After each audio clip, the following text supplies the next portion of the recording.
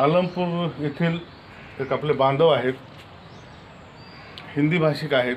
आपण त्यांच्याशी मल्हारबांच्या क्षेत्रीविषयी या ठिकाणी विचारणार आहोत. मुझे बताओ, ये जो परिसर है एक क्षेत्री है मल्हार की, जो पराक्रमी थे. उन्होंने उत्तर भारत में आके अपने राज का निर्माण किया और एक ऐसे शासक थे जिन्होंने कभी समाज का ही खाली हित देखा, अपने लोगों का जो हित देखा. और इस परिसर में उनका जो काम है वो एक आदर्श काम है. आप वो महान योद्धा मल्हारबा के बारे में हमें क्या बता सकते हैं? मैं सबसे पहले तो आपको बहुत बहुत धन्यवाद करता हूं कि महाराष्ट्र से आप आलमपुर में, यानी माँ अहिल्याबाई की कर्मभूमि कहें या इसको महाराजा मल्हार के अंत्येष्टि समय की जहाँ इन्हें प्राणार्थ हुए थे, उस पावन भूमि में सबसे पहले तो आपको आगमन के लिए मैं बहुत बहुत धन्यवाद और बधाई देता हूँ कि आप इस नगर में आए. महाराजा मल्हार होलकर का इतिहास तो उन्होंने अपने बाहों बल से किया है. किसी का ऐसा तो नहीं किसी से गर्व से, उन्होंने अपने बाहों से बल पर जितना भी राज स्थापित किया है वो उनके एक सराहनीय शब्द है. उन्होंने उत्तर भारत में जब से उन्होंने जमशेद ने उनका जन्म हुआ, जन्म होने के बाद उन्होंने बहुत वैभवशाली कार्य किया है. कार्य करने के उत्तर भारत में विजय संघ, मराठा संघ का बनाते हुए पवार, होलकर, सिंधिया,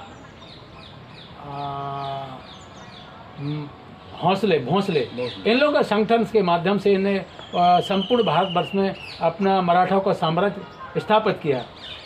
लोगों का बताना है कि ये दिल्ली से होते हुए आ रहे थे.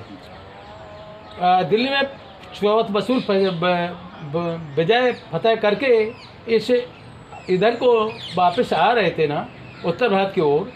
तो ये का नाम गोहद, वहाँ का जाट राजा था, सूरलमल जाट था. वहाँ माँ अहिल्याबाई होलकर से युद्ध चल रहा था.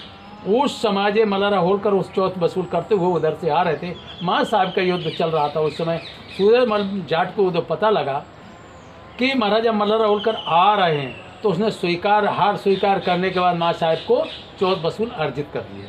चौथ वसूल अर्जित करने के बाद महाराजा मल्हार होलकर उत्तर भारत की ओर झांसी जिला से उधर लोगों के चौथ वसूल करने के लिए पधार रहे थे. आगमन चल रहा था और यहाँ कुछ बताते हैं लोगों के इतिहासकारों को, लोगों को बताते हैं, मेरे को मैं उसके बारे में जानता उतना ही हूँ लोगों के बताने से, कि मल्हार होलकर कहीं घायल भी थे, कि किसी युद्ध में घायल हो गए थे, कोई घाव था उनके अंदर या उनके कान के दर्द के कारण इस आलमपुर नगर जो आगे हम आपको बताएंगे, यहाँ उनको सेना थी, उनके सभी सैनिक लोग रुके थे.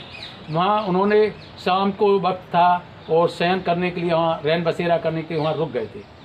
उस समय रात्रि के समय उनके कान के विशेष दर्द के कारण उनकी वहाँ बताते हैं कि प्राणार्थ हुए थे, मृत्यु हुई थी. उस जगह आगे चल के वहाँ तुलसा घर हुआ बना हुआ जो हम आपको ले जाके बताएंगे.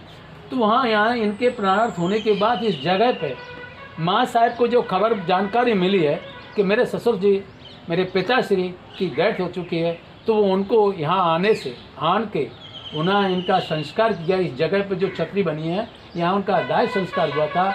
इस जगह पे माँ अहिल्याबाई होलकर ने 1766 में इस भूमि का निर्माण करवाया था. इस मंदिर, इस छतरी का निर्माण करवाया था. लगभग 14 वर्षों के लगभग इसको बनवाया है.